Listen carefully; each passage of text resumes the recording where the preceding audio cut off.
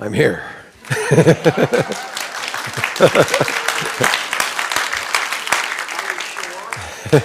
I think. Okay, we're going to change subjects about this, but we're going to come back to all of this because we're just begun. There's a lot more. And but once you have that established, it's kind of like the Merkaba. Once you have it established, it's there. And once you get this established, it's there. Now, the rest of it's a lot easier. But the subtleties, this is easier than what we're about to do because the subtleties of what we're going to talk about in the next couple of days are hard to discover for some people. But you'll figure it out. It's okay. So we're now going to talk about a programming of the Merkaba. And I know it's been in the books and everything else like that, but it's truly it's important. And there's been so many misunderstandings and mistakes and not really realizing how it works, etc., that I wanted to get this crystal clear because it is very useful. Let's put it that way. It's very, very useful. Your Merkaba can do things for you to help you spiritually. It's just like we talked about yesterday when we were removing entities from people and stuff like that. You can use your Merkaba to seal this off. And I mean, once you do, it just takes a moment. And once you do, it's over. I don't care what happens, that they cannot get inside of you after that. Or there's all kinds of other things in the world that we'll talk about in a little bit that with just a 30-second sentence to your Merkaba, it's over. You won't have those problems. And your Merkaba is going to actually ultimately be the key that's going to save you in what's about to come about. Because the magnetic field, which we're going to talk about directly after this, is coming to we are at the point where the changes are taking place, which are a prelude to something that we know what it means. And if you're not in a Merkaba, you will not survive. You can't make it without it. But you have to make a certain program into your Merkaba, or the Merkaba won't work either. You have to actually tell your Merkaba to do something. So let's talk about this stuff for a while. And how many people understand it or feel like they understand it, the programming part? Okay. There was more that didn't understand it than did, I think.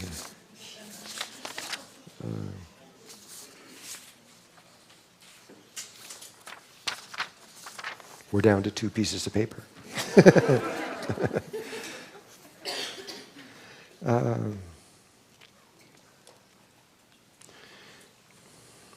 Well, the first thing that is important to understand is that when someone establishes a Merkaba around themselves, or as a surrogate where you build, or an external Merkaba, external to yourself, when you set these things up, no one in existence can change it. This is both a blessing and a real problem sometimes. All this stuff that's going on in the Bermuda Triangle, which is where you had 7 people create a Merkaba field and then it went out of control, it's causing all kinds of problems, not only here on Earth but other places, because it's as above, so below. Everything's interconnected, and that Merkaba field, that was the reason the Greys came here in the first place, was try to fix that sucker because it's causing so much problems on their planets. And they've tried everything, and there is nothing they can do. They did do one thing that was, I don't know how they did it, but they finally got to what happens in the Bermuda Triangle is whenever the female gets stronger, she starts going faster than the male. That's what I mean by stronger. Then that's when the distortions take place. So they couldn't change the programming, but they somehow influenced the speed ratios. And they keep the male faster than the female. And that was in 1993. To my knowledge, there has not been any distortions in the Bermuda Triangle since 1993. If there is, I'm not aware of it, but it's a I don't know how they did it. Really, I don't know how they did it, but they did do it. And but usually, you just have to know that when you set a program, it's really easy for you to change it, but nobody else can touch it or move it. So to describe programming of Merkaba, I'm going to talk about crystals, because it is a crystal. You are a crystal. Your Merkaba is a crystal. It is a geometrical relationship of energy, just like the same thing that crystals do, and they form very specific patterns. The energy field that's around you happens to be the energy field of creation itself, and it has all possible geometrical relationships within it, without any exceptions whatsoever. It's all in it. It's the total package of everything. It's basically when in the Bible when it said God created man in the man was created in the image. How do they say it? Man is created in the image of God. Okay, it didn't mean that God looks like me or you, because obviously we got black, white, green, and all kinds of people and different appearances, but it is the energy field around us which is the image. And that image is the image literally that every single thing in existence was created through. And if you've got enough time, you could prove it. It might take a while, because there's a lot of possibilities. But crystals have tried to physically create every possibility. And every year we find an average of about 6 new crystals that have never been seen before. Brand new atomic structures no one's ever seen on Earth before. And so it's amazing that they just keep coming up. But there is a finite number of these things. And so if you have a crystal, does anybody have a quartz crystal on there, a natural one that's not polished, and you don't mind if I touch it? Where is it? Is this Yoda? Oh, wow.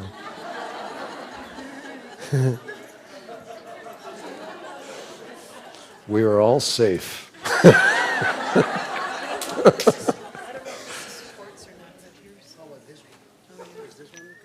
Oh, yeah. Oh, perfect. This is fine. This is good. Okay.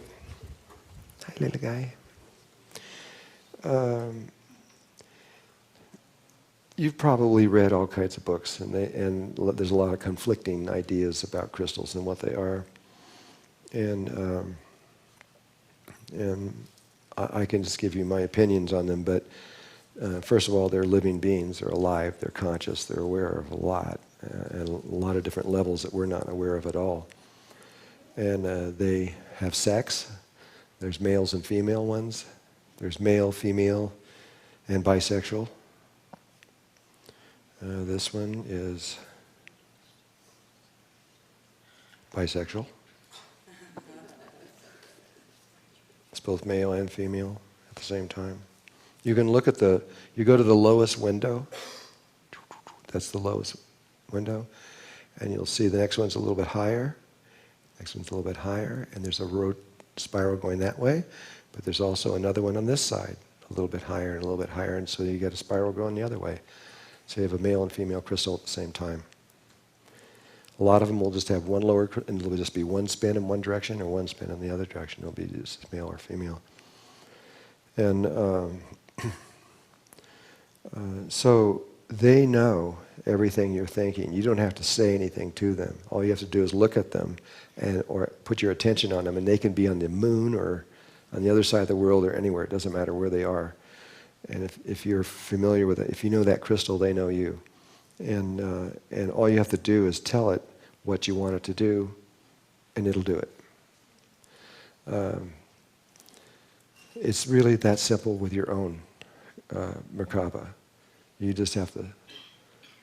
the only time you don't want to do programming is while you're doing this. That's not a good time because you're stopping it, and starting over again. But any other time, and you don't have to think about whether it's sacred or anything else like that. You could be riding a bicycle, eating an ice cream cone, and tell your Merkaba to do something, and it will. It doesn't talk back or anything. It just does it. But there's other things than that. Is how many programs can you put in there? Marcel Vogel he worked with Bell Labs. He was a brilliant person. I met him right before he died. And he was the one that invented this floppy disk for the beginning of computers, of how memory things. He had over 200 major patents in the world. And he spent a lot of time at the end of his life studying crystals because he saw the same thing I did. I did too for many years. A long, long, long time. I did nothing but study crystals almost. And he discovered something that when he told me this, actually he published it in a journal, that I didn't believe him. I just couldn't believe him. It just seemed so outrageous. He said that you could only put as many programs into a quartz crystal as there are faces at the point. So in this case, there's 1, 2, 3, 4, 5, 6, which is what there usually is, but there's not always. There's sometimes 6, there's sometimes 5, sometimes 3, 7. It depends on where it was grown and under what conditions. But usually it's 6, hexagonal. And so we did this experiment with the equipment that I was talking about long before. We would focus in on the crystal and tune it into the microwave range. And we put it up on the screen, and then we could see the whole microwave range. And meanwhile, that screen is invisible to me and to an operator over there, and I can't see that. And so I would telepathically talk to this, not visually, with sound, so that the operator didn't know what I was doing. And I would put in a program into the crystal, and really simple, just like love. A real simple program, not complex or anything. It didn't matter how complex it would still do the same thing. The operator's watching the microwave range over there, and sure enough, on a very high range, very, very super short range of the microwave, which is also a very short range anyway, there was a little blimp took place. And so he moved that over, blew that up, and said, do that again. And I did, and another blimp came up over there. And so we started testing it, and I tried to confuse him. Like I would put 3 programs in, take 2 out, and put 2 more in, or something like that. And he could tell me exactly what I did, because he'd see bloom, bloom, bloom, bloom, bloom. They'd be erased. Then bloom, bloom, bloom, bloom, bloom. Whatever I was doing, he could track right with me. He would just write it down and say, well, what you did is you put in 2, you took out 3, you did this, you did. And he was right every single time. We got so fascinated with this that we spent about 5 hours going through this whole thing. But Marcel was right. As soon as you get to 6 programs, if you try to put 7 in, no more blimps. It wouldn't accept any more than that many. But with the human crystal, I was checking this because I wanted to know if this was true with human Merkabas also. But I can't find a limit on the Merkaba. I can't find it at all. I could put 30, 40 programs in there, and it doesn't matter. They're all functioning and working. So I've never been able to discover what the relationship was. But for sure, it is true. There's a limit on what you can do with physical crystals and how many. Though those programs, each individual program can be very complex. You can make a very complex program that has many different facets on it, and that's one program and you put it in there. Or you can just say a word like love and make it do that, and it'll do that. But that's all there is to it. It's really that simple. And erasing them it's the same way, like there's books out there that says that you have to, like, to erase programs out of crystals, you have to get them in the moonlight, or you have to put sage around them, or you have to put them in the ocean. There's all these kind of ideas and stuff like that. It's just not true. And scientifically we can prove it. I can just look at the crystal and say erase all programs, and write on the thing, it go flat line, instantaneously. You don't have to do, it's all about intention, 100%. What you do with these things, and the same thing with your crystal around you, the Merkaba. You put the program in, it's there, it'll function, it will do what you say it's going to do. The only exception to that is if you're asking it to do something that your higher self, which is mommy daddy kind of, thinks is not good for you somehow, or not safe or something, because the higher self, now that you've made your Merkaba, that's the first thing that the Merkaba does, is you've been sleeping for a really long time. You know, your field is not functioning. And so your higher self, which is just you on another level, after maybe 1,000 years, it kind of goes, well, I'll just wait. You know, but the moment, this instantaneous that your disc goes out like that, your higher self goes, Johnny woke up. and the attention goes straight onto you. They scan your entire life. They see the higher part of you gets it all in a nanosecond, and then turns around immediately and starts changing things in your life. So how many of you first did your Merkaba and you lost your job and a lot of friends left and all kinds of stuff like this? Because they look at this and say, well, here's 25 friends here that are a bad influence. They're gone. Too much money in this person's life. You lose half your money. Not enough in this one. Whomp, you win. I don't know. But they just make the changes, you know. And usually in the first 30 days, people go, wow, a lot of things happened here. And but when it comes to programming the Merkaba, there probably are certain things that they won't let you do. I don't know what they are. They might let somebody else do those things, but they might not let you do them for some reason, and I can't tell you what it is. And but that's the only exception. Other than that, when I said that only you can program your Merkaba, that is you. It isn't somebody else. It is you, literally. And so your higher self has the ability to program your Merkaba also. And so it's outwardly it's very simple. Now you can get into it in a little more, and you're slowly beginning to see what I'm talking about here in terms of male and female ways of doing things. There are 4 ways that you can program Merkabas. That's male, female, both, and neutral, neither. And those are the 4 parameters that life evolves around. I mean, it's even like in the DNA, you have the 4 nucleic acids, and they actually represent the male, female, both, and neither aspect of it. And that they recombine in sets of 3, creating 64 different codons. But it's all about that same pattern that keeps coming up. I just see it coming up over and over and over and over and over. And so when you program the Merkaba, you can program it from a male point of view, which means it's something you can write down on a piece of paper with steps. You say you do this, this, this, this, this, this, and poof, this is what happens. And you can hand the paper to somebody else, and then somebody can do it. And it'll be the same no matter who does it. It'll have the same results. But a female way doesn't have logic. It doesn't function through mathematics or geometry. It functions in another kind of way. It's on the curved line, not on a straight line. And so when she does it, if she puts in a female program, she can't tell anybody how to do it, because it won't ever probably will never do the same thing again. Female program is constantly morphing and changing.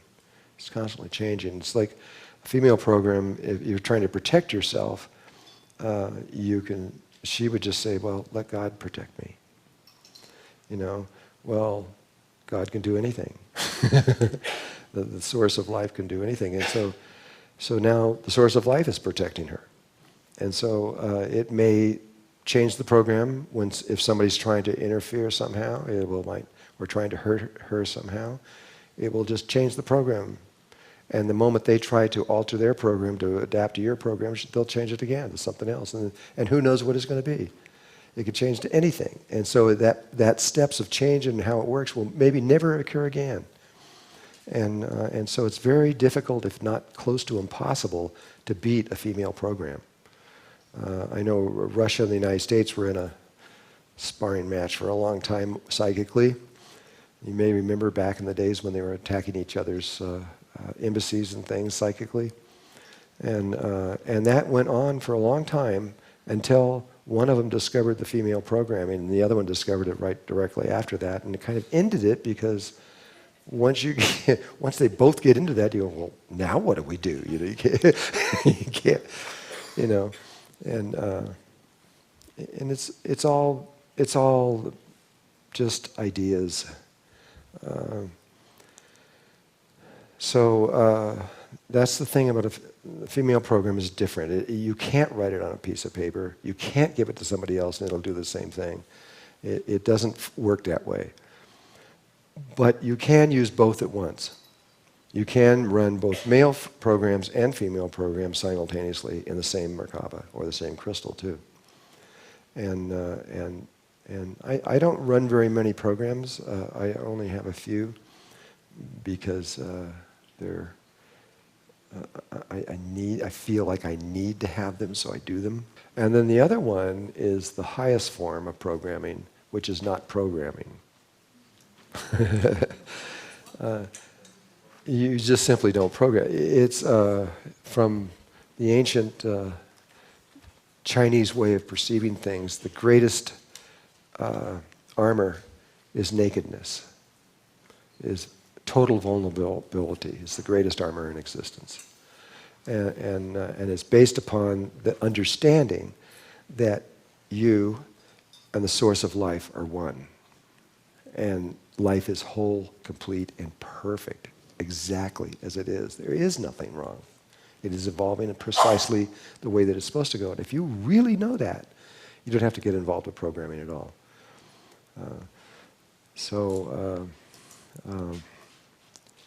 And it's the same way with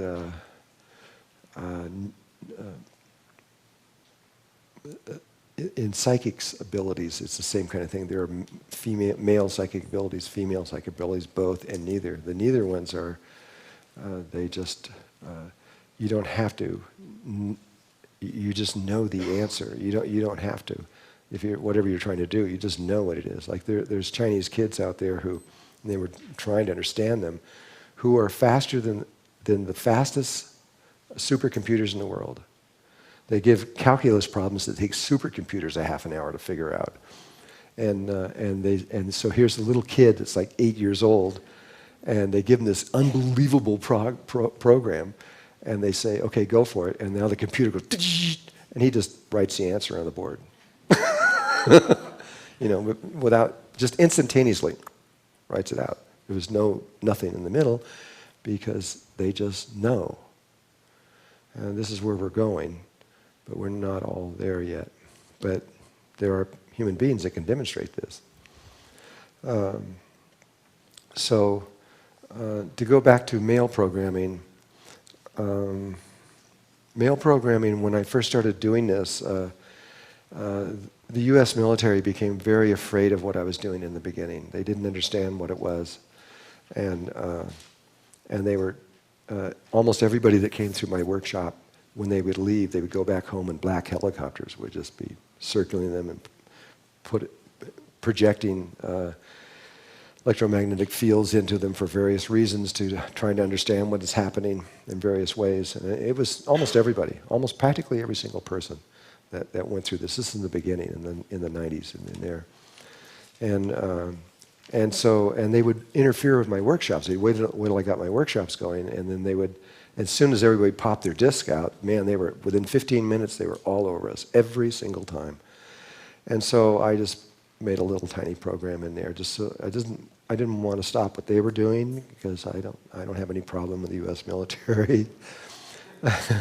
But I just didn't want them to interfere with me, so I just simply put a program in that says that my field, I would set up a huge surrogate or external field that would surround everything, which would enclose everybody's fields.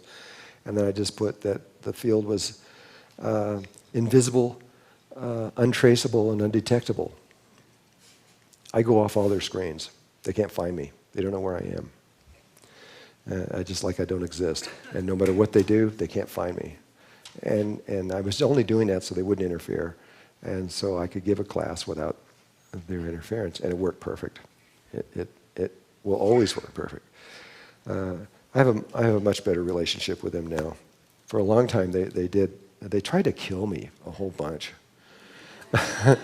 and none of it worked, and they couldn't figure out why they couldn't kill me. And so then they finally decided that they were going to join me. And I ended up with a class full of military people. All of them. Yes, sir. Huh? They used airplanes, all kinds of things. They went to war against me at one point. They did not, and it was my fault. It wasn't their fault. I admit it was my fault because I got mad for a second. I shouldn't have done that. They came in and I owned a 160-acre place over here, not far away.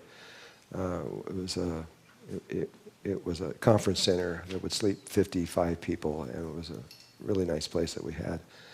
And it was given to me as a gift, which when I was done with it, I gave it back to them because I didn't need it anymore. But while we were there, what was it that happened? They started interfering with my workshop. They came in, that's what it was, with their helicopters, these 4 helicopters. And they wouldn't leave for a while.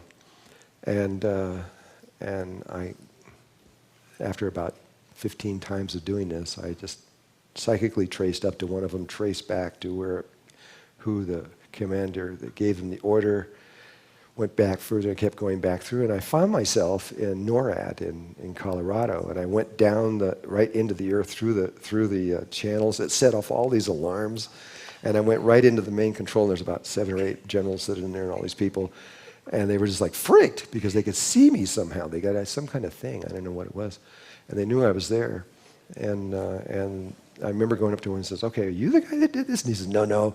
And they ended up sending me all the way to Bill Clinton.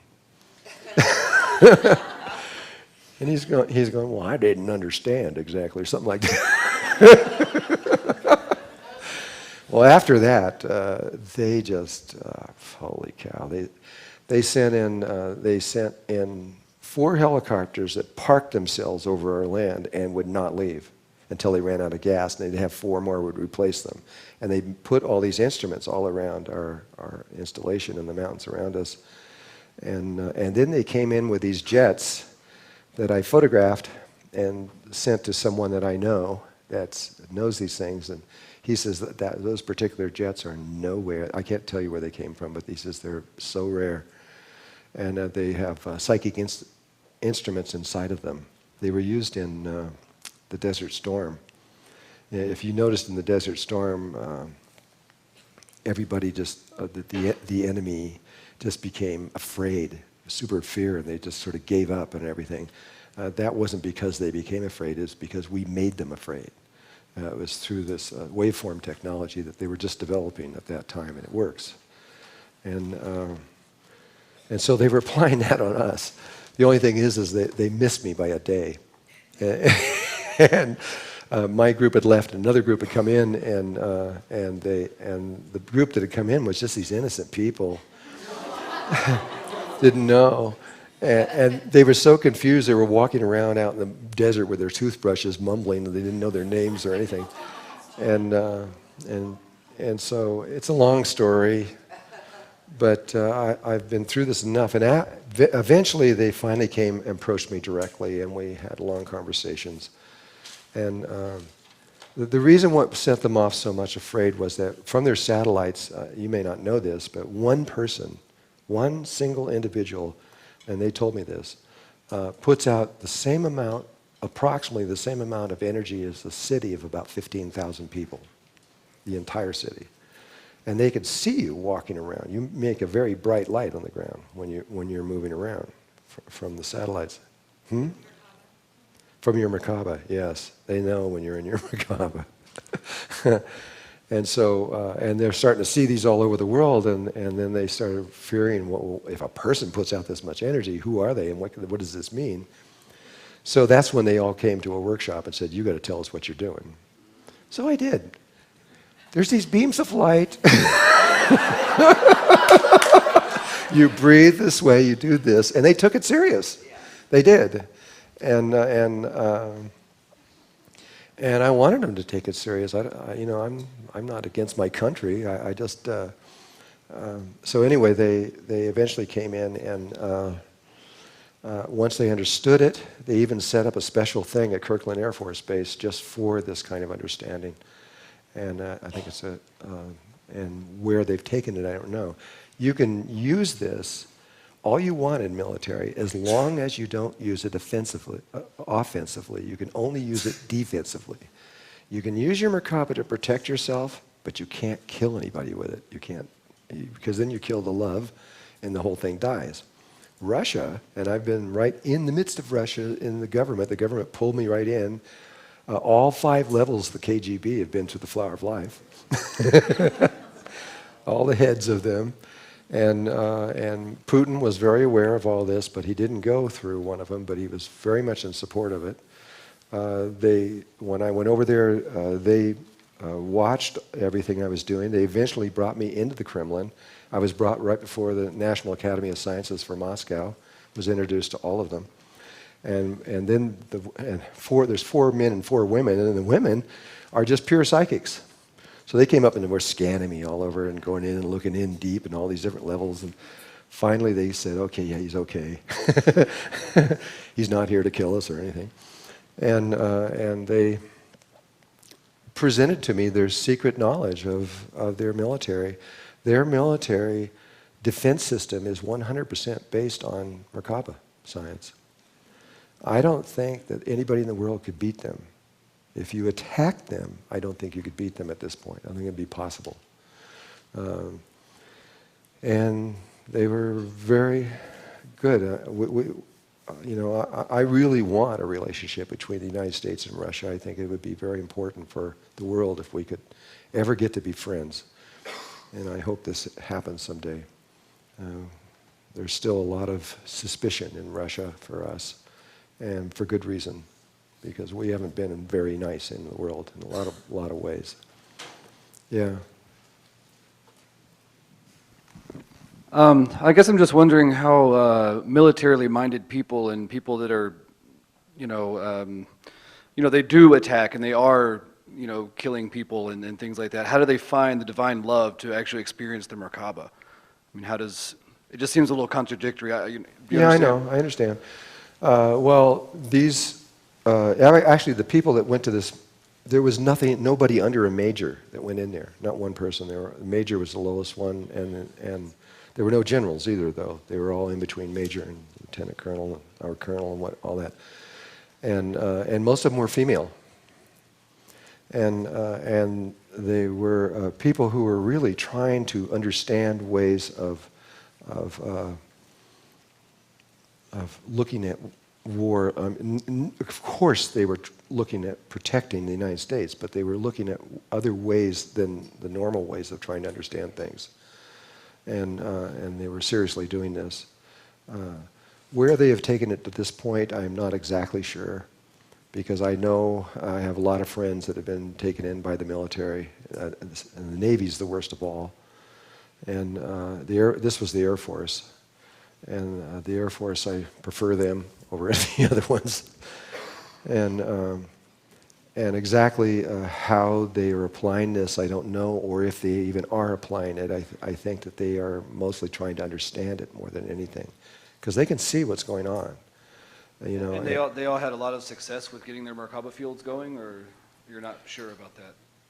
I don't know about all of them, but I do know some of them I stayed with for a couple years with them, especially this one woman who was a major. And she was very good at it. She understood it. And I wanted them to understand it. So they understood that this was not a threat to the United States or to the world. It's just a natural process of evolution of consciousness rising up to another level. And so if they really want to protect the security of the world and the United States, they need to understand what's happening and not go into fear over it, but just understand it so they can see what is a threat and what is not a threat. At this point, I believe they fully understand it's not a threat. And they also understand what is evolving right now in terms of the Earth changes they're no dummies. They have a very good understanding of what it is. They don't know how to deal with a lot of these things. I mean, just what's going on with the solar flares, which I want to talk about right now. I mean, you've got the entire world in a red alert because of this right now. The whole world is freaked out. Because right now, according to NASA, we have 2 years left. Period. And things are going to, the whole entire world is going to break apart. On every single level that we know, from financial to everything, absolutely everything. And they're rapidly trying to find answers. Well, the answers lie in this, because a lot of the stuff that is about to happen, you can't solve technologically. You have to solve with inner technology. And they've got to know, they have to know what this is, or they're not going to make it. If they rely totally on technology, that technology, the sun is about to wipe off technology right off the face of the earth. Now, all computers, by what NASA just announced, that every single computer on earth well, you could protect it with super Faraday cages. You might be able to protect some information and stuff, and they're trying to find ways. But what they've announced to the world, what NASA has announced, and so has the UK announced, that by 2013, the solar flares are going to be so great that they're going to blow out all of our technology. Every single computer disk in the world was going to be erased. What does that mean? Just think about it. There will be no money, there will be no electricity, there will be no water, there will be no food, there will be no nothing. You'll be on your own in your house. That's it. And that's where it stands right now as of this minute, unless they can figure out what to do. And so we know what to do. We know exactly what to do, but how do you get 7 billion people to do it? Not likely. Well, the Merkaba will keep you alive during all of this, because that if you program the Merkaba, that when that if the magnetic field were to go to zero, which every geomagnetic scientist on Earth believes it's going to happen very soon, and that the poles are going to reverse themselves. When they reverse, when north becomes south and south becomes north, there's a period of time when it goes to zero. And that is the time, that's what happened in Atlantis. And when it did, it erased the memory of every single person there, except for a certain group of people, which were called the Nakals, because they knew all this stuff, and the Ascended Masters, which they're beyond even knowing this stuff. And so everybody just lost their memory. They all died. Very few survived this. They were right back to, how do you make fire? They didn't even know what fire was. You wouldn't even be able to get out of this room because you wouldn't know what a door was. You wouldn't even know what human meant. Anything. It's just your memory is retained by magnetics, very much like a disk. And it's around every brain cell there's a magnetic sheath around there, and your memory is literally stored in a way that they don't quite understand yet. It's stored in space. A lot of people have memory stored out millions of miles away, not even in their bodies. And it can be stored internally, equivalent to millions of miles away, but it's small. And so there's a lot of things that they don't get, but I believe that we will get this in time. That no, probably the whole world is not going to figure this out, but there's going to be enough people, whatever that amount is, for us all to keep humanity alive and to go forth and go on. And that's my I would like to see every single last person go through. I hope that's true. But The reality is this is probably not true. But if they die, they still won't be harmed. You have three things that can happen to you right now, and there's a fourth thing that's about to appear on Earth. Nobody on Earth knows about it yet. But you can die, and if you do, you're going to go through normal death, and you're going to end up in three overtones of the fourth dimension. It's either the 10th, 11th, or 12th overtone of the fourth dimension. And if you die, you're going to end up in the 10th overtone of the fourth dimension. And if you go through resurrection, where you die, and then as you're dying, and you're still in your body, then you reconstruct your body and bring it with you. Because that's what you have to do, is bring your body with you. This is what's important, this physical body. This is the key to higher consciousness. You might not think so, but it is. This is, and it doesn't matter what kind of condition it's in. It could be missing arms and legs and broken up and in the wheelchair and everything else. I don't care. If it's got a beating heart, you're fine. And so you can go through resurrection, which was demonstrated by Jesus, and that's a possibility. Or you can go through ascension, where you don't actually die. You come to a place where you understand all this stuff. You got it down. You sit down. You say, okay, I've decided that I'm going to leave. You take the 18th breath. Poof. You actually disappear right before somebody's eyes, and you take the body directly without going through the death process in the normal way. There's a fourth way that's about to emerge. I'm kind of excited about it, actually. Nobody's ever done it before, and I don't know what it is.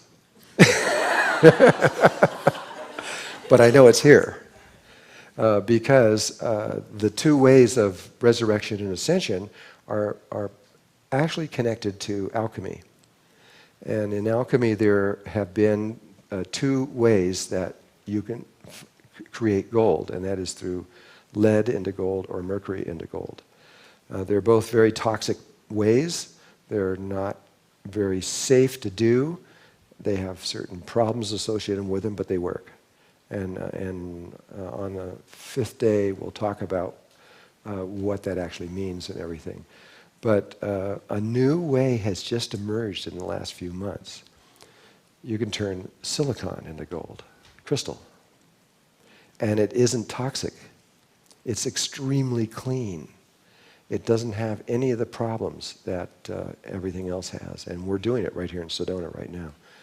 And so I know it's possible, because we're actually holding gold in our hand from doing it. We're taking this and coming up with gold.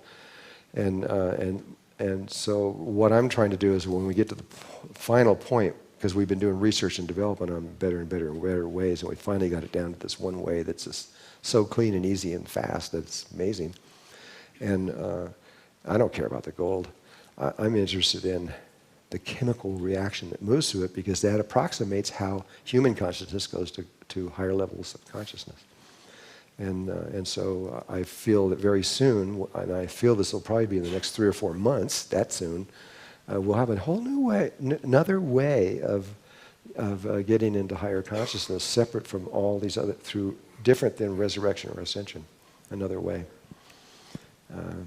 We'll see. It's either true or not true. We'll find out. But definitely, this part of it's true. Yeah. Can I protect my daughter of 2 years old in my Merkaba during the shift? Yes. Yeah? It's illegal to activate someone else's Merkaba field throughout the universe, really, because it influences their evolution. As soon as you do that to somebody, they rapidly, whether you guys realize it or not, you're growing really fast right now. Your evolutionary speed is not normal, and you're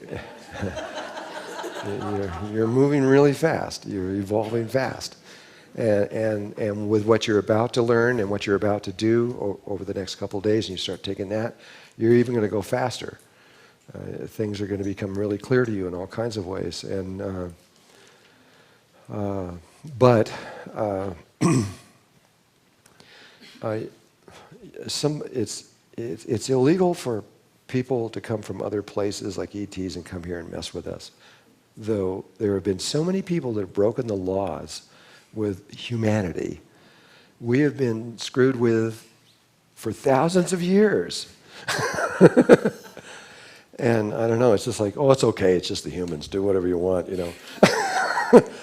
But it's not, you're not supposed to do that stuff. And one of the laws is you can't activate someone's Merkaba field until they do it naturally. However, the one exception is that if you're a mother or a father and you have children and you're in a life and death situation, you can do it.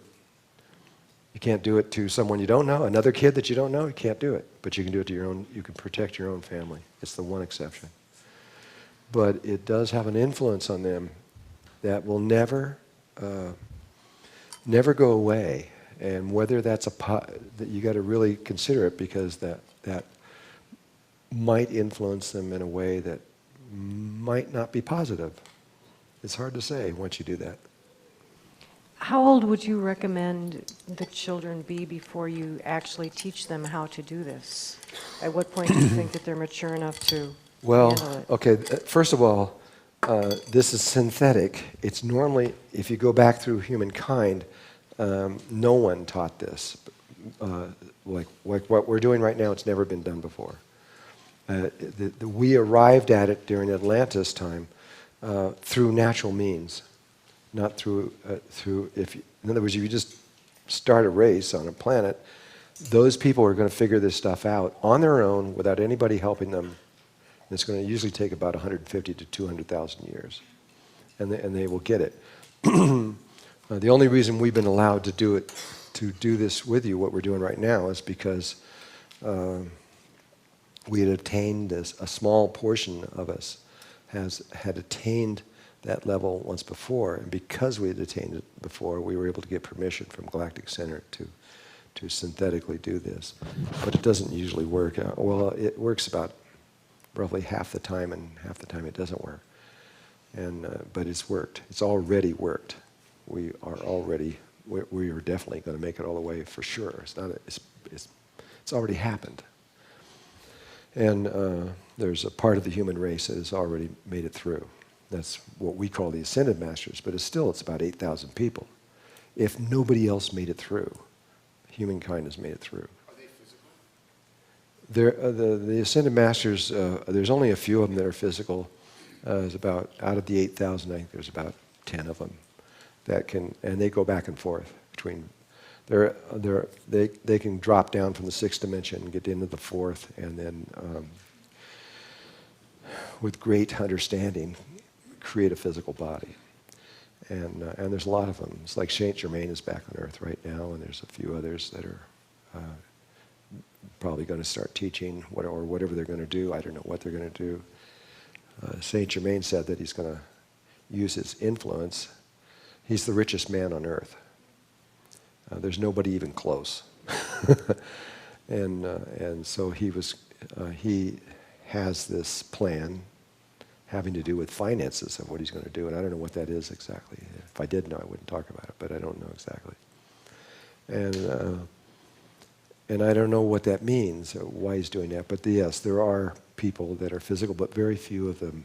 Most people, when they go into the 4th dimension, you can come back to the 3rd, but once you go higher than that, and you become formless, it's really hard to take form on again. It's just like, it's kind of like saying, well, I'm going to become a baby again. It's really hard to do. And so it's not likely. So, as far as the kids are concerned, if we, as a follow-up to her question, if we activate our children's Merkaba, is that something we do as a surrogate, or we do the breathing for them? Do we teach them how to do it? Is that? It depends on what level you're on. If you're between 1 and 2 years, you have to do it through this method, and you'd have to do it like a surrogate or an external Merkaba, only using them as their breathing tube as the means. And you can even, I don't know that question for sure. I was going to say you could even program their Merkaba for them, but I actually don't know. That may not be true. And you might have to tell them what to do or say. But the thing is don't worry about your kids. If you got to worry about anybody, worry about yourself and any adults that are your husband or etc., those kind of things. But the children are fine. If they're under puberty, they're fine. They know that the moment this energy starts coming up and they start feeling it, they'll remember. They'll remember and go, oh yeah, I know what to do. You could learn more from them during that time than they can learn from you. Does the Merkaba actually maintain the magnetic field inside of it so we don't lose our memory? It will not do that unless you program it. And so it is a program that I really recommend that you put into your Merkaba now. And that is that if the magnetic fields ever go to zero, then your Merkaba will approximate the Earth's magnetic field. And if it's got to be flowing through your body, which this can do, and if it does that, you will not lose. You won't even feel it. Everybody else will be feeling it and going through all the symptoms and things, but you will be normal. You won't know anything.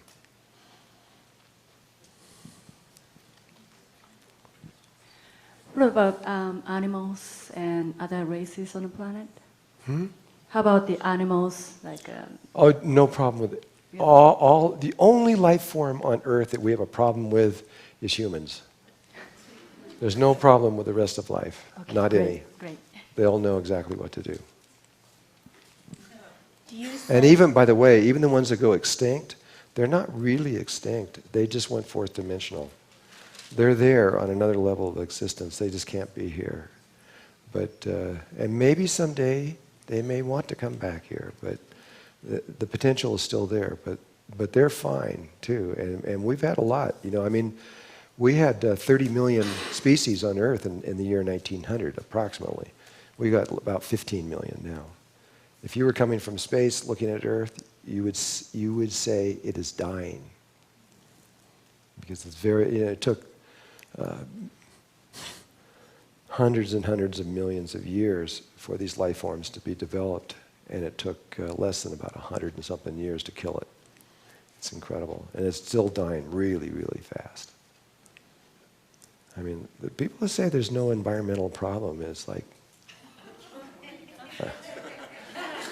they're not looking around themselves. I mean, it's just like, it's huge. Yeah.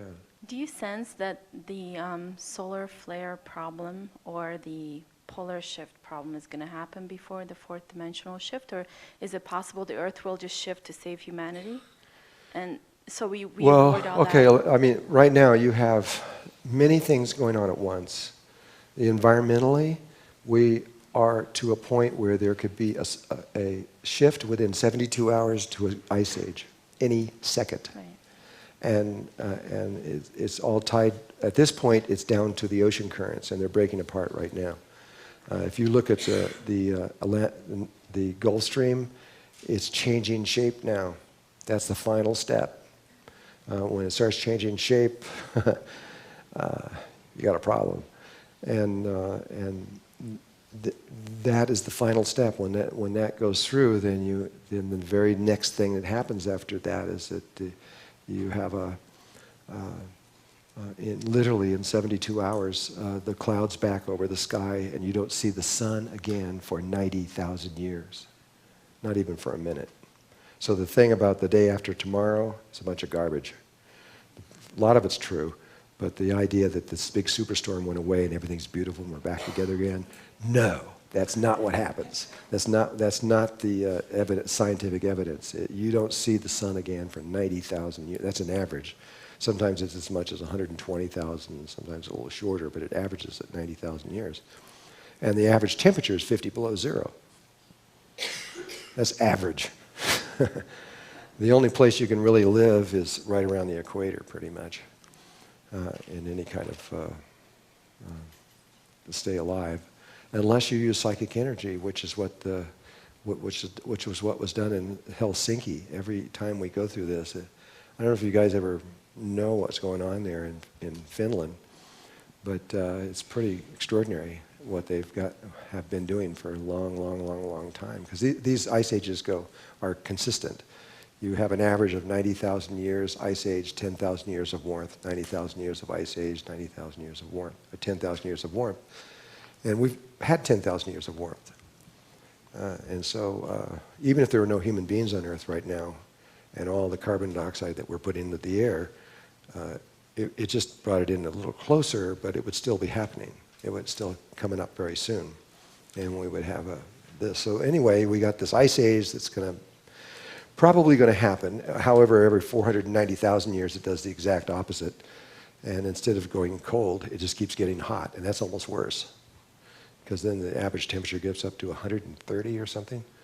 And it kills everything. But we have other problems, environmental problems. If you want to hear, we've got a lot of environmental problems that nobody will discuss. They won't even talk about them because they're so serious that all we talk about is global warming. But there are a lot of things way worse than that, and nobody wants to talk about them. And there are one simple one is the carbon dioxide that we've been generating over the years. A lot of environmentalists secretly and very quietly have been very concerned about this because the amount that has been released, half of it, 50% of it disappeared. Where did it go? They didn't know where it went. I mean, secretly going, we've got to find this. It's there. Where did it go? And nobody could find it for a long time. And then just a few years ago, they discovered it's in the oceans. The oceans absorbed it. The oceans absorbed it. So then at first they went, yay, the oceans absorbed it. We know where it is. And then they went, wait a minute. And then they took readings. Do you know that the ocean right now has the same carbon dioxide readings that were in our oceans a little more than 100 million years ago? It means that every single thing in the ocean is going to die, except for the things that were there probably 100 million years ago. We won't be able to survive. All the coral reefs are dying. They're all going to go. Everything we know and that's the bottom of the food chain. It means we're going to go. We have a limited time here. We don't know what it means for sure, but we're the top, and so when the bottom goes, we're in trouble. And so, do you hear anything about this? Where do you hear about this? Nobody's talking about this because there is no answer. It's something that's happened, and we can't change it. And so all we can do is just keep talking about global warming and things like that. But there are, and that's only one. There's over 70 environmental issues that are right now that if any one of them break down, the whole world dies. And they're almost all of them are sitting there. The ozone, nobody's talking about the ozone anymore. You think it's getting better? No, it's getting worse and worse and worse. The ozone holes are getting huger. They're starting to happen all over the place. We can't live with that if the ozone disappears because you'll go blind. All the animals will go blind. Everything we won't be able to see. The UVC light makes you go blind, and skin cancer. There's a whole city in South America that they either have to move or everybody has to leave from because they're inside of an ozone hole that won't go away. And you've got indigenous people there with really thick brown skin, and they're still getting burned. They applied to the United Nations. They said, we didn't do this. Could you move our city? But they wouldn't do it because they know there's going to be a lot more of them. And you can go on and on. So that's one thing, is the environmental issues that are huge. And then you have this thing with the pole shift. And science right now is really in denial of this whole thing. What they're talking about now and it's just a bunch of garbage. They've actually changed the records just so that they wouldn't have to talk about it. I mean, they've actually gone into the universities and altered the records. I can't believe it, but they did, because we can prove it. We've got the records before and after. We can look at them and, well, this is what it was, and look what it is now. And it's just a bunch of, no, it's not true. Okay, I'm going to try to focus in on one particular area up here right now. I mean, we could go on and on and on and on and on. I could probably go for weeks. But I want to talk about the solar flares, the magnetic field, and the pole shift. And I'm going to try to do it in a kind of concise method. when I was saying that the records have been changed on one issue that we have documented, and that is on the Schumann frequency of the planet. There's a Schumann frequency in the Earth, there's a Schumann frequency above the Earth, and what the Schumann frequency is lightning strikes that are hitting the Earth. How many lightning strikes per second? And over the whole Earth, that's what causes the ringing, the frequency. And the frequency is 7.28 hertz, I think it is. Is that right? It is right? 7.23? Okay, 7.23. I can't remember. It has been so consistent for so long that the military uses it to calibrate their machines and guns and things. And then in the 80s, it started changing, and it started rising. More lightning hitting the Earth. And it went and slowly started getting up. And Greg Braden was mapping with this. He's from Martin Marietta originally, and he's a real scientist, and he was studying this, and he says, wow, this is amazing. And I was working with him. We're really good friends. And we were watching this, and it kept rising. It got up to about 9 point something. I don't remember exactly what it was. Approximately 9.5 hertz.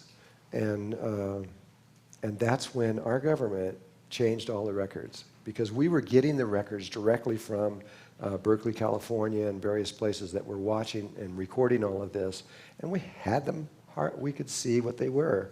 And then in a single day, suddenly, all the records were changed. And they said, no, there's been no change. It's 7.28 or 23, whatever it is.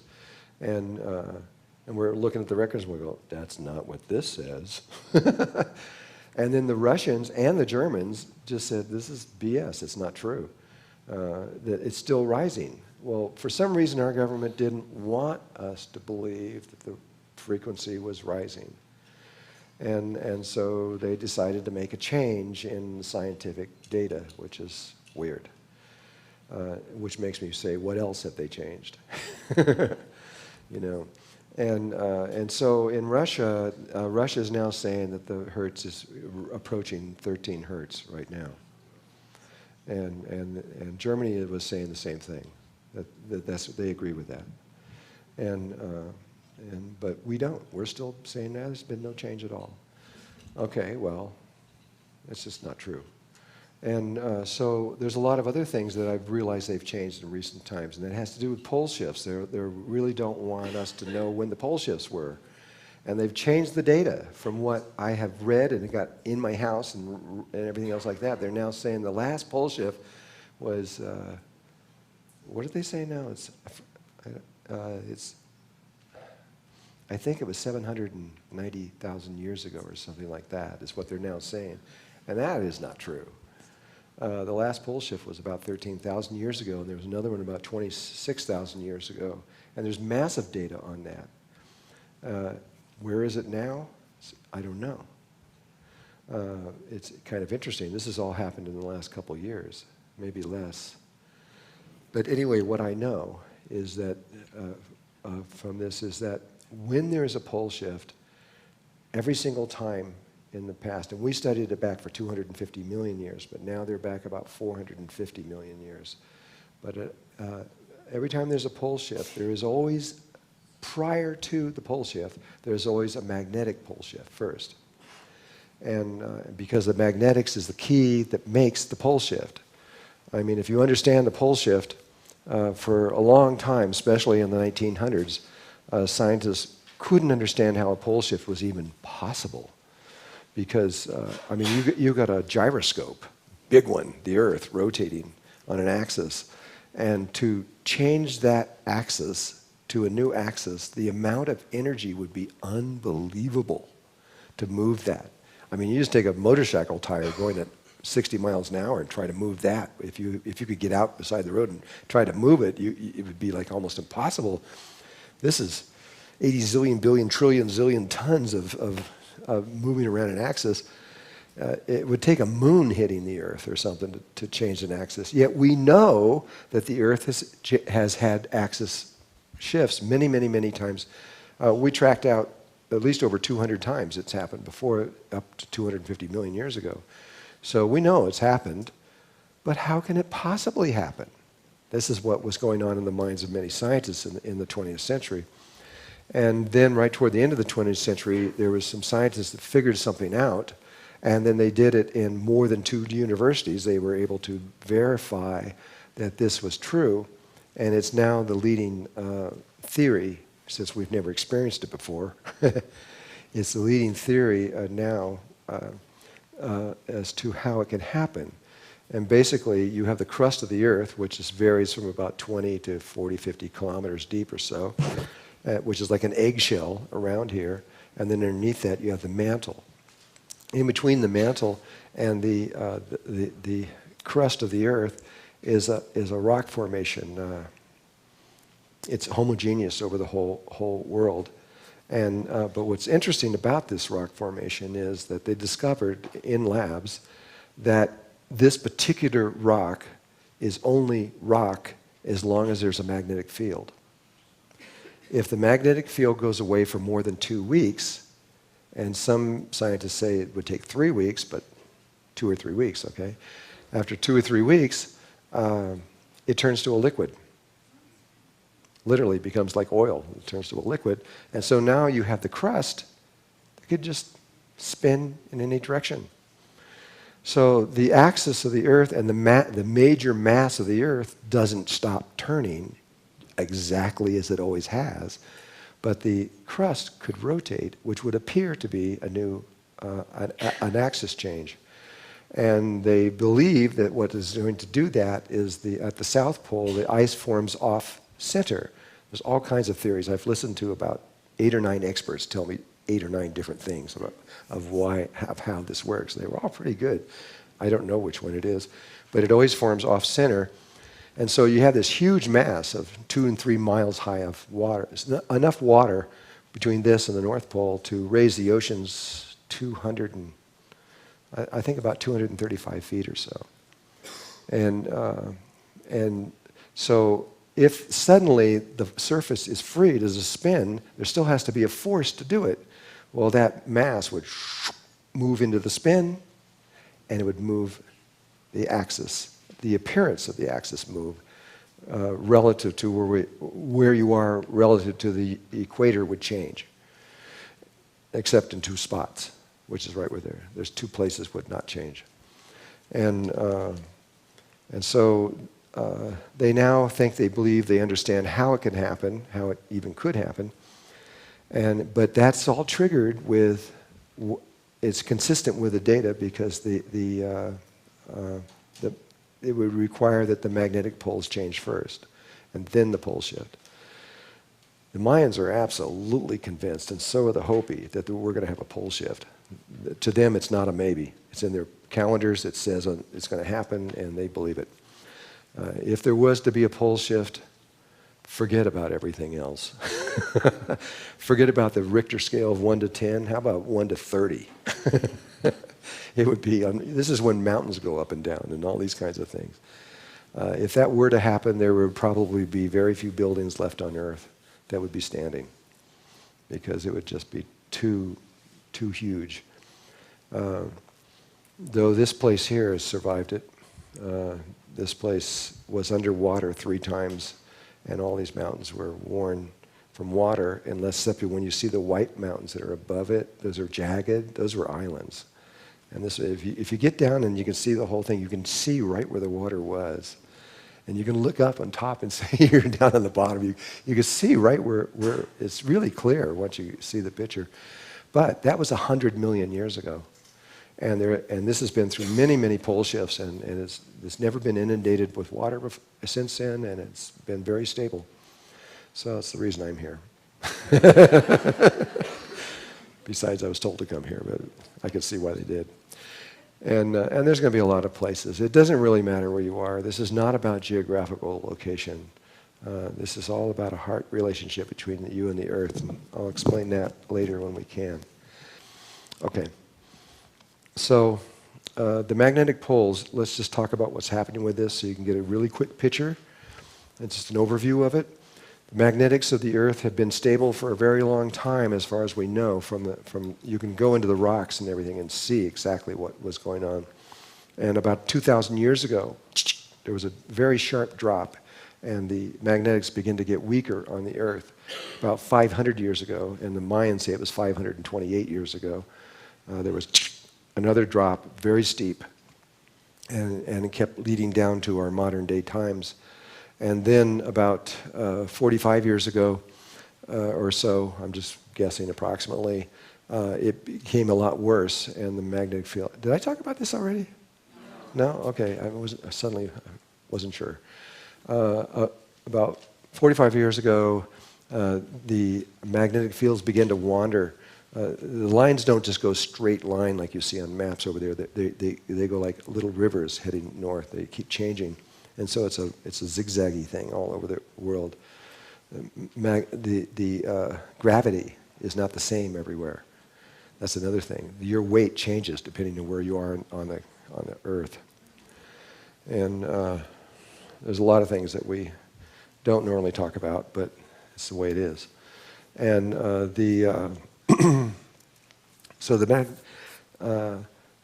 about 45 years ago, that's when the anomalies became so great that we began to watch and see how the dolphins and the whales, for example, began to beach themselves and start coming up, because they use those lines of force to follow their migration lines.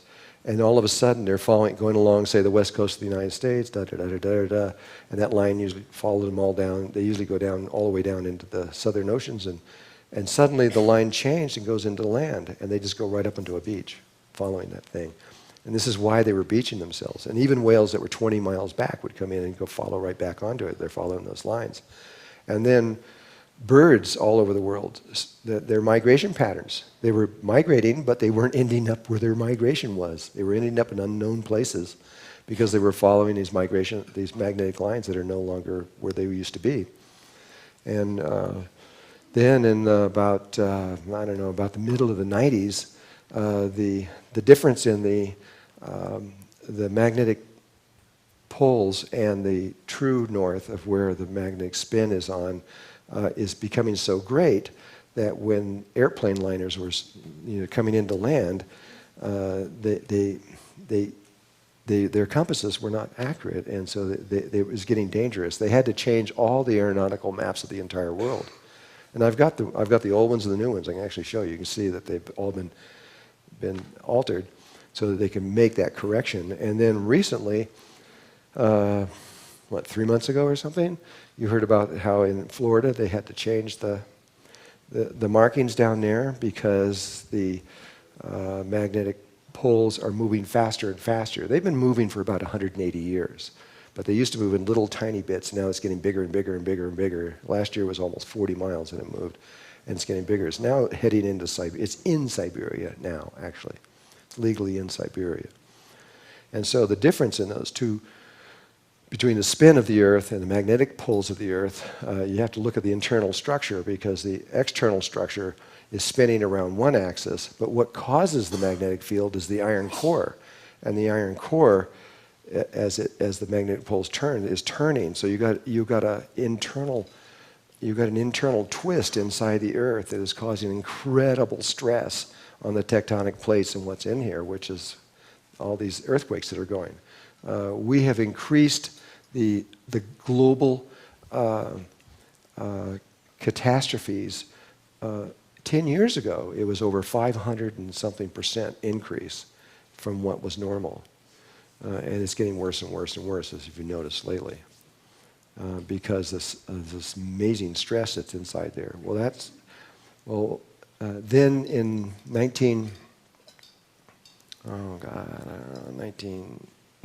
2003, I believe it was, the geomagnetic scientists of the world, really a whole team of these people there from international, made a movie through NOVA, and they put it on television, talking about what was going on in the geomagnetic field, because at the South Pole, you have the lines go out at the South Pole, curve around, and what is traditionally thought of is it goes all the way around and comes in the North Pole. That is not what happens. It goes out the North Pole, goes into the equator, goes through, and then goes up, and then one goes down. And so they're not accurate on that.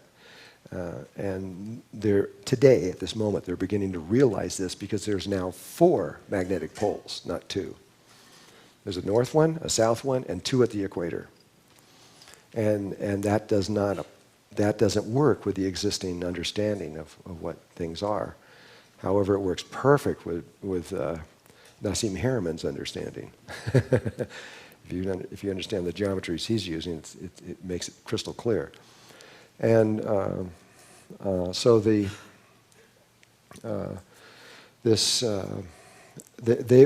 what's going on at the South Pole is that the lines are going out, and there's holes forming all over down there. They're going out and turning and wrapping right back in. And so that's making the field weaker, even weaker. In 2003, they said that if this continues, that we're going to have a reversal of the poles. The North Pole is going to become south, the South Pole is going to become north, and that this could happen, what they said then, is as early as was within 25 years. Well, at that first one, they said, in the near future. They wouldn't give an exact time. They just said sometime it's going to happen, where they didn't know when. Then that was in 2003. Then about 2 or 3 years ago, something like that, these same people came back on the internet because they were so worried about what was going on, and they said, "This is much worse than we thought." And the holes are growing bigger at a faster rate than we thought, and we now predict that this pole shift is going to take place in the next 25 years, much earlier than we thought. Then, only about a little more than a year or so ago, and by the way, they only had 11 days to talk about this, and the government shut them off, took their website down and wouldn't let them discuss it any further.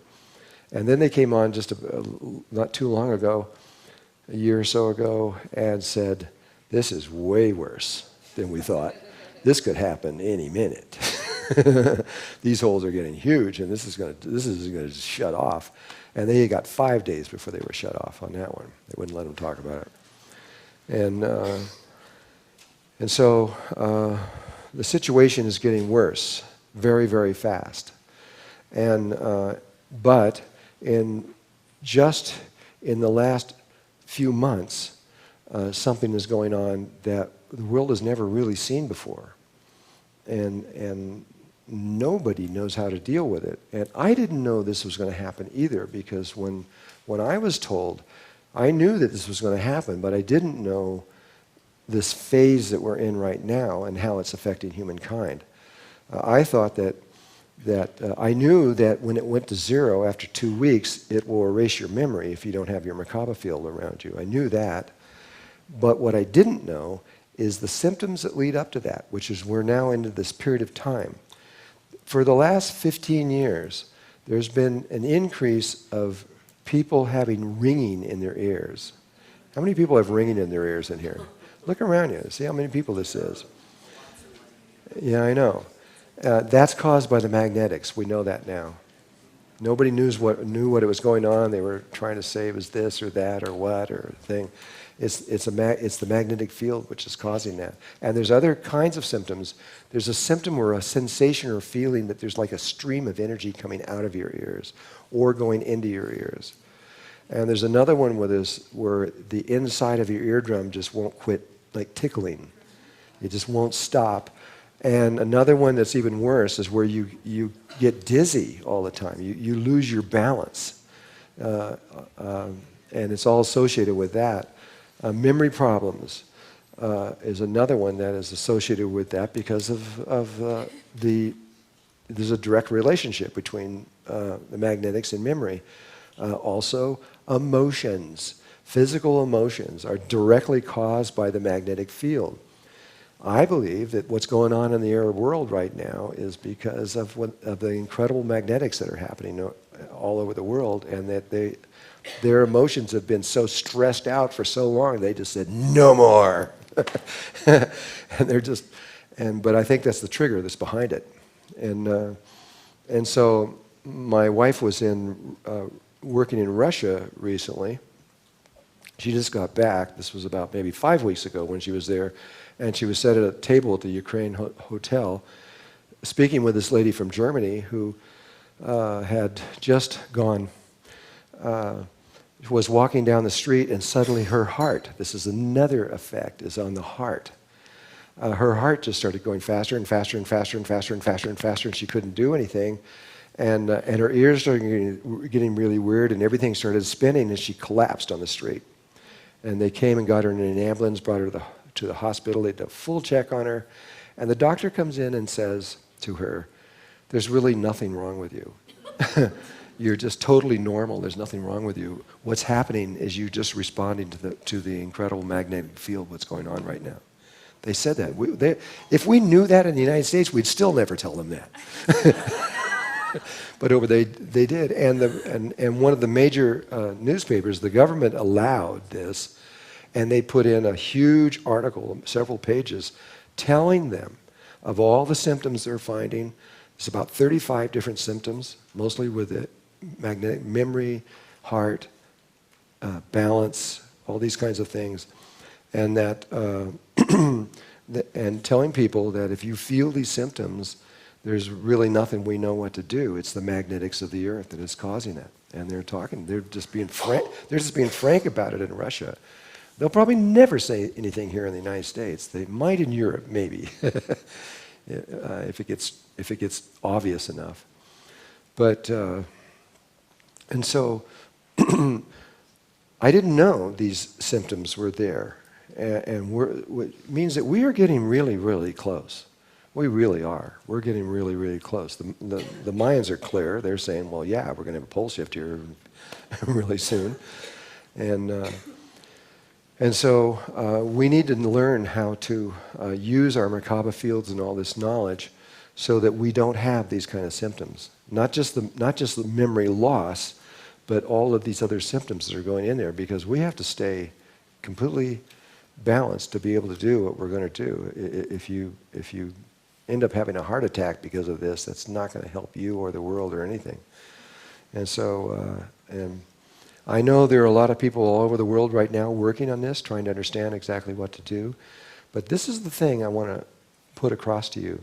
The magnetic field is like, it's like a womb, kind of. It's completely surrounds you and passes through you. And it regulates many things within your body, your emotions, and a lot of stuff that we were talking about. It's tied directly to it. And so we now have to talk about the sunspots and the solar flares, which are solar flares come out of sunspots. And what's going on with this, because this is directly connected to it. You need to understand what's happening. So you can take the action, or whatever action you feel that you need to take. The solar flares, the sun just came out of one of the calmest periods ever seen before ever. We're in solar cycle 24, and we've never seen this before. It was 4 years of absolute silence, just like water just being smooth, bizarre. On Valentine's Day, it was the next class flare went off as the 4th largest one in history. And since then, it's just every single day, down, down, down, down, down. The sun has just become getting more and more active. Well, the solar flare, what a solar flare is a magnetic pulse from the sun, okay? It's magnetic in nature. And it takes 8 minutes to get here, and then 20 minutes to get through the atmosphere, and then it instantaneously, and NASA was talking about this, I was reading what they were saying about this, instantaneously, it changes the entire magnetic field of the Earth in a second, as fast as a lightning strike, is what they were saying. And so what happens is you are used to the field being in a certain strength, a certain way, and moving in a certain way wherever you live. You're used to that. And if you, even if you drive a car or anything else like that, it's changing as you go, and you can feel those changes. You're used to all of that. But when a solar flare hits, you're sitting there and just ding, it's instantly something different. It's just like you were just put in another spot in the world instantaneously on the other side of the planet or something. And so there's this, another one of the symptoms is people feeling like they're lost, or like something happened and they don't know what it is, because the field changed and they weren't able to adapt to that change. And so that's what we have to learn, is how to adapt these rapid changes. When a solar flare comes in, we can adapt to it. If you can't adapt to the speed at which it's doing it, there is a way that you can program your Merkaba in such a way that when the solar flare hits, it stays the same, and the solar flare goes, it moves the magnetic field to another configuration. Well, instead of going there instantaneously, which causes all kinds of symptoms and problems, you can just take your time.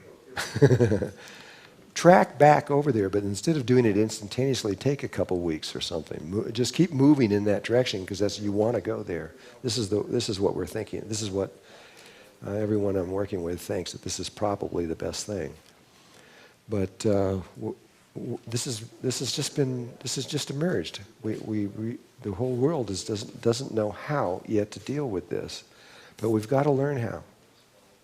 I mean, I'm just kind of throwing out a warning out there. We need to understand this, but eventually, what the Mayans are saying is very interesting, and I'm not going to talk about exactly what they do, because I haven't put out enough information. They say how to do this, and what to do about this, and so it's another very simple thing, but I can't talk about it now because we haven't had enough stuff put out there for it to make any sense. So I'm going to come back to this later, of what they say is the answer of how to deal so you don't feel these symptoms of what's going on, because it is dangerous, especially if you're driving a car or an airplane or flying a plane or something like that, even a bicycle for that matter, or a motorcycle. I mean, if suddenly your heart starts going racing and you go unconscious, that's not good.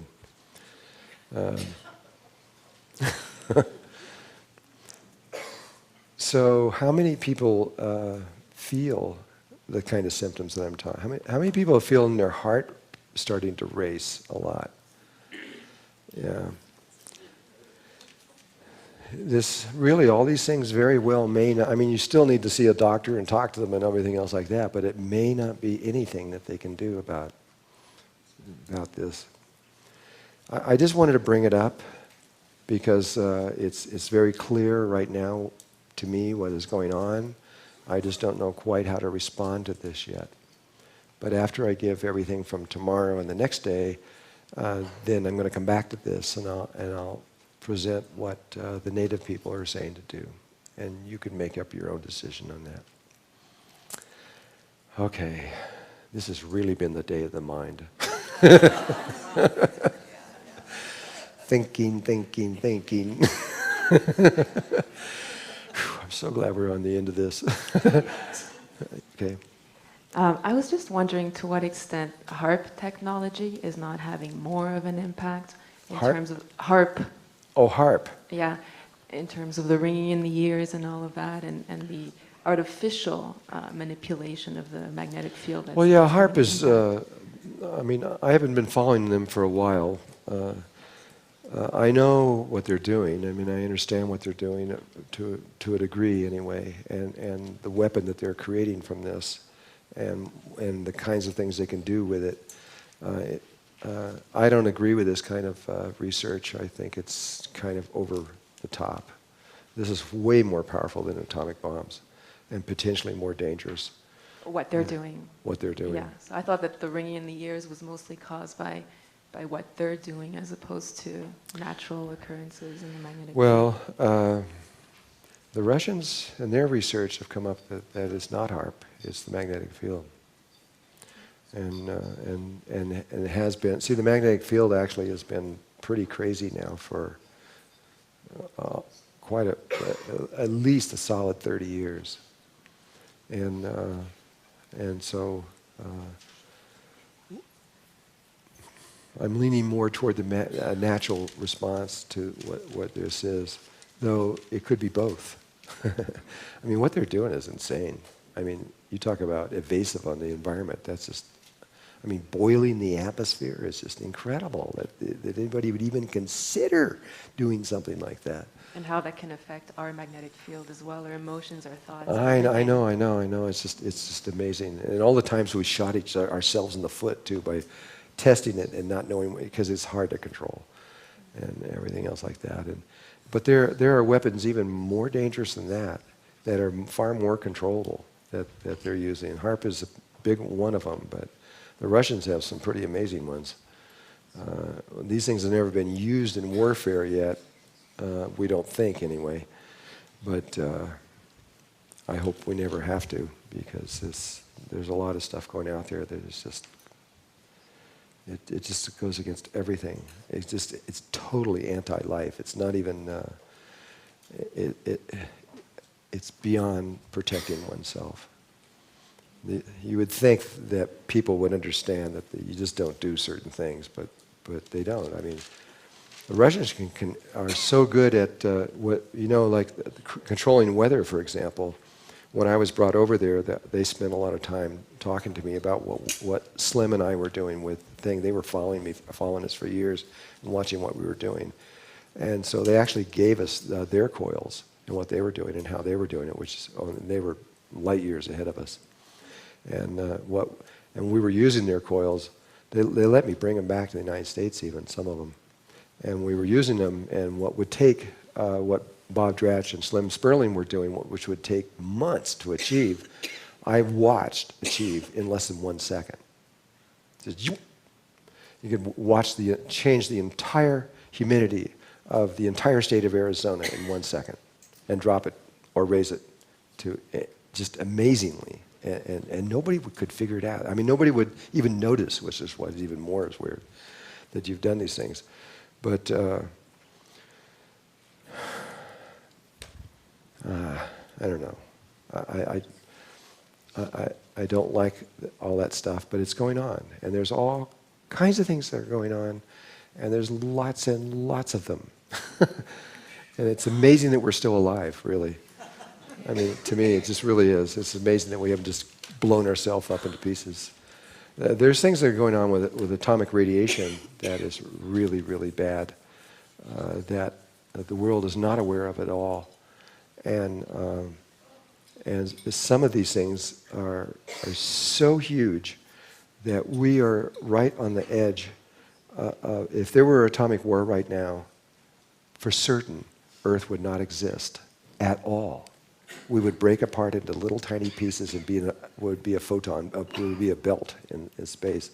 And scientifically, that's been proven now. They know this is true. That's why a lot of the governments are so scared about even a little bit of underground testing like what North Korea is doing. We're so close that it wouldn't take much. And there's other things that are going on with radiation and what it's doing inside the Earth that we don't have any idea or understanding about. We know what's going on, but we don't know what to do with it. There are a lot of positive solutions around radiation that have been developed recently that are really pretty good, especially with like what's going on over there in Japan. There are solutions for what they have going on over there right now, but the people that hold these solutions aren't giving them up. You think they would, but they're not, because it's worth too much money. The solutions are worth several $1 trillion, and so they're not really. They'd probably rather let Japan go than do this. I'm trying to get them to change. We have the solution for a radiation poisoning in the body. Absolutely, 100%, totally solved. You could be totally radiated beyond normal, and solve it completely in just a few days. They know exactly how to not only remove all the radiation out of the body, but solve all the damage that's been done. That's now. And yet, we're not allowed to even talk about it in the United States. And so it's... and also all the half-lives of this has been solved too. The storage banks for radiation, which is like tritium, the water that they're dumping into the ocean. The half-life of that tritium is 16 billion years. That'll be here longer than the Earth exists, probably. But that's now been figured out how to reduce that to 30 days. And that's the longest one. You can take all the forms of radiation that are in take all these dumps that are all over the world, go in there and reduce them to totally harmless and useful atoms. The entire thing in less than, most things are only 6, 7, 8 days. And you can bring them back to totally healthy things with no radiation whatsoever. We know this now, and it's been demonstrated and proven in the world, but they're still not releasing it quite yet. But it's there, and it will happen, hopefully soon. So there's a lot of positive things going on also. It's not just all bad. There's a lot of good stuff that are happening. And so, to me, I can't think about these things too much. And all the conspiracy theories, you can go on for months on all the conspiracy theories that are out there. I just said, no. And I'm just going to go into the light and learn how to do this, because it's the only thing that's going to really matter in the end. All this crazy stuff they're doing on technological ways and science and governments and their politics and all this other stuff and the secret government and everything else, you can have it. I just want to head into that bright light and just keep going forward. I have a question. Okay.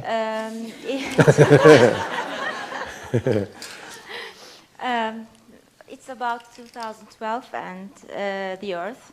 Yes. So suppose we activate our Merkaba and breathe our 18th breath and can disappear during the shift. Where do we go now? When you Afterwards- disappear? Yes, I mean... You don't leave the disappear Earth. but what happens to Earth? Does it stay Well, or how about the Ice Age or... these things, the Ice Age, we always go through Ice Ages. It's nothing new. And all these problems are not really problems for the Earth. The Earth can solve all these problems. However, there are certain problems that she's going to have a little trouble with, I know. But she'll work it out. I'm not worried about the Earth or any of the animals or any of the life forms or anything on it. I'm only worried about the humans. And I'm not worried about them anymore, because I know we're going to make it. But what happens is, first of all, there's something going on that the indigenous people are completely unaware of. The Mayans, I sit down with those guys, and yeah, they've got the cycles down pat. They've got them perfect. They know, and they've got all their information now that's coming back to them, just as they prophesized. And we're in the process of doing that right now. They've learned how to go interdimensional, which is one of the primary keys. They're getting exactly on time, doing what they're supposed to be doing, and all things are going well. But what they don't know is there's a cycle that they are not aware of. And I started to talk about this with them, and it just wasn't the right time yet. From a Melchizedek point of view, we know this, and is the reason we came here. It was the only reason we came here, really. Is because of this cycle, and because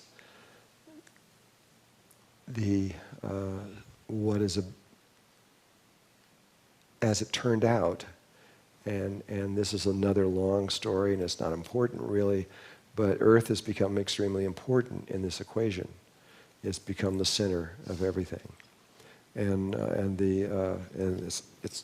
it doesn't matter how it happened or why, but it did. Normally you would just think of the Earth as just another grain of sand on the beach, but because of certain experiments and things that have happened here, our evolution is going faster than anything anyone's ever seen, ever. Since the beginning of time, we've never seen anything like this, and it's just going up and up and up and up. If you follow the actual curve of our evolution, right now it's almost straight up. And eventually it's leading to something. And what that something is everything is in cycles. The main word is in capital letters and boldface and blinking is the word everything. Everything is in cycles, and it's because everything is created through a sphere, and everything's in cycles, or the flower of life, the cycles that move through it, and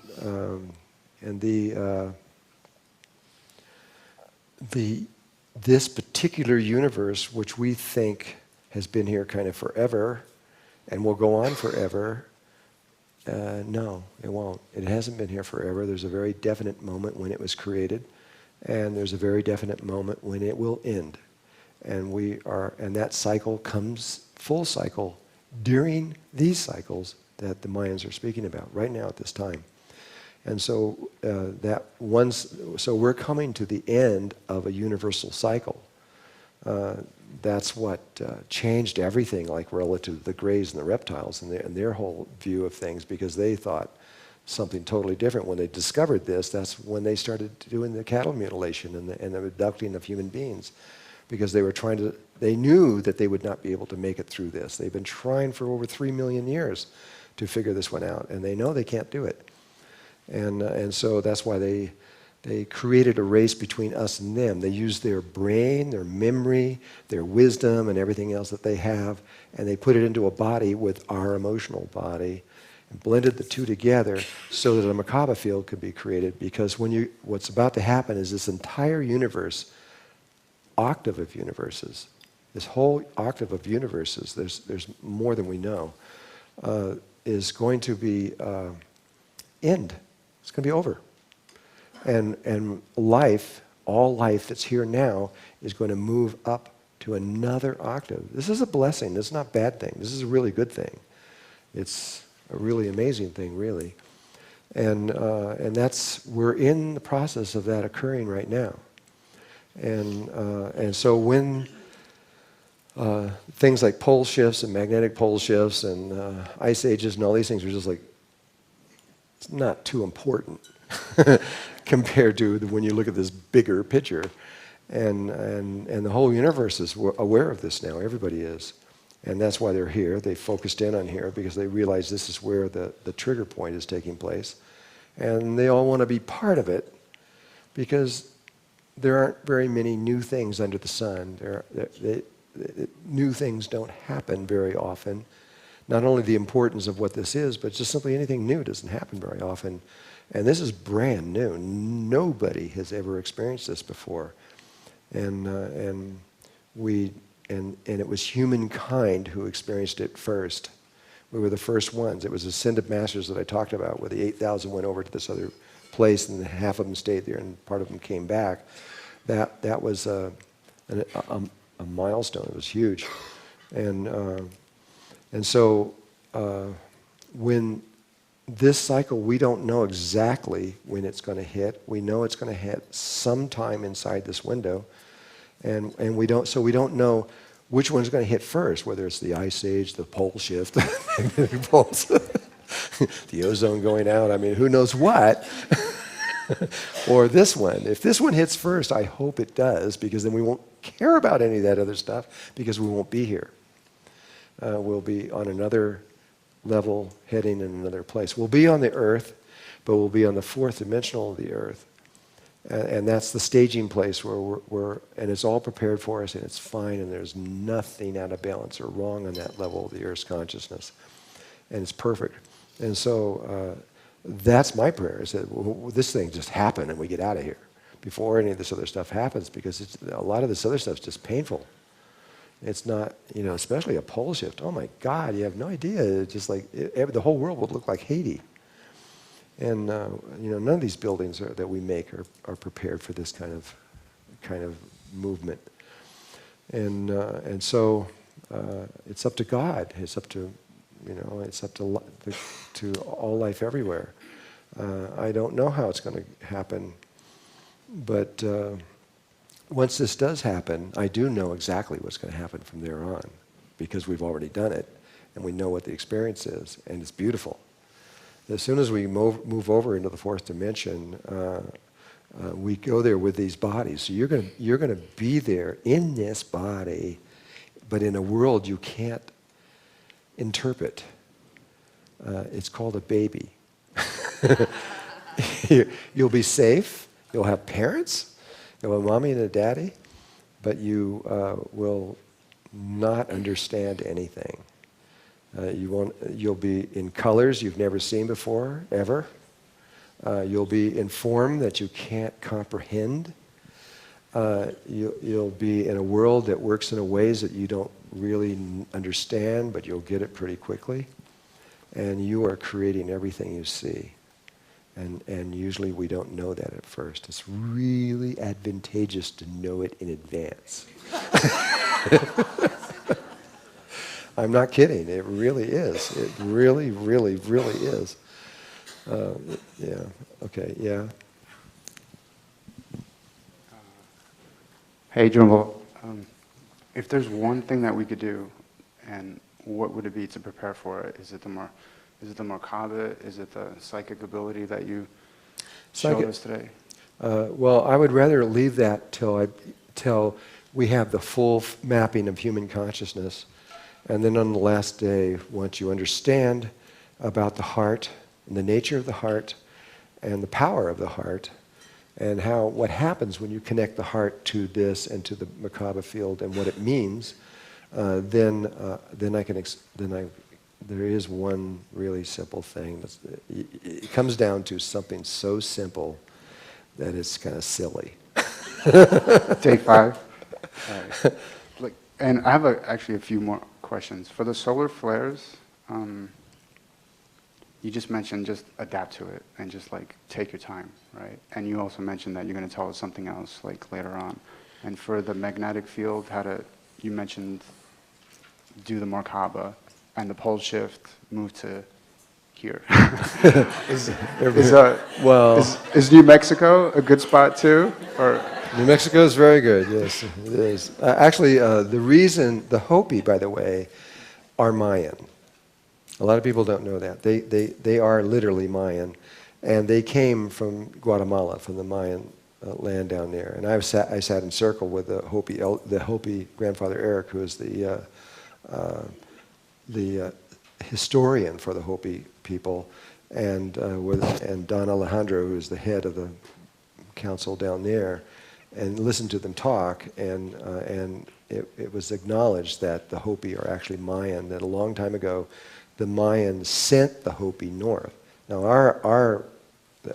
the archaeologists think that they came across the Bering Strait and came down that way, and they just laugh. They said it's not true. They remember everything. They even remember the exact trail they came on. He mapped it out. He showed me exactly where they came all the way down through it. But they came here. They were sent here a long time ago to establish themselves because this area, it's not just Sedona, it's the whole Four Corners area. There's 4 mountains. And inside there was the area that was one of the safest places in the world. And during this transition. And so that's one of the primary reasons they were sent here a long time ago. and the 4 corners are around Sedona. Well, it's not just, Sedona's in the Four Corners area, barely. But it's San Francisco Peaks is one of them, up in one of those mountains. And I don't remember what the other ones are. There's 4 of them. I think it's, I don't remember. I don't want to say for sure. I have a calling to go to New Mexico. New Huh? Mexico is a thumbs up. I have a calling to go to Santa Fe and Taos. Is that a thumbs up? Yeah, that's definitely inside the Four Corners area. Thanks. Taos is a very good place to be. Taos is, there's other reasons that are kind of secret that I can't fully talk about why they came here. But that is the basic line, is that they were sent here because they knew that the pole shift was going to happen a long time ago. And they knew pretty much exactly when, and then a lot of their records were destroyed. And now they're getting all their records back so they can map exactly when it is. They're in the process of doing that right now. And they're about to have, by the way, the 13 crystal skulls of the Mayans reaching back from Atlantis all the way till now. And they acknowledged they came from Atlantis. They told me face to face, yeah, we know we came from Atlantis. And so did the Hopi say that. They're also from Atlantis because they're from Mayan. Same people, really. And the Grand Itza Mayan Council, I just talked to them about a month ago or so, and they told me that they're going to do the final crystal skull ceremony is going to take place very soon, and which is in October of this year. But the Mayan land used to go up into where the United States was, and they lost that at one point, but it was up in here. And so it sounds funny, but the first ceremony is going to be done in Manhattan. But it was just an island when they when they first did this. And then they're coming through all these various different places. They're coming here also to do a ceremony with the crystal skulls. And then finally they end up in Los Angeles doing the crystal skull ceremony down there. Then when they're done with all of that, they go back to the Yucatan and they're going to do the final ceremony, which is where 13 Mayan shamans each one holding one of these skulls. And then during the ceremony, the living spirit, their human spirits that are in there, will come out of the skull and into the shaman, and the shaman will remember everything that person remembers. And now all of their knowledge comes back to them. And they combine that with other knowledge that they're combining through the return of the codices, which is another part of their prophecy, which is happening right now. And then when they get done with all this, which will probably be early next year, they will remember everything. And then when they speak, they'll speak with authority, because they'll know. But they lost almost all their knowledge, almost everything. They were down to 3 books. 3 codices in the entire world. Okay, I'm being told that I must stop talking. We're running out of time for this thing. So anyway, this was the day of the mind. We had lots of mental things and ideas thrown at you. We will come back later on this and finish this, but tomorrow is the day of the heart. Thank God.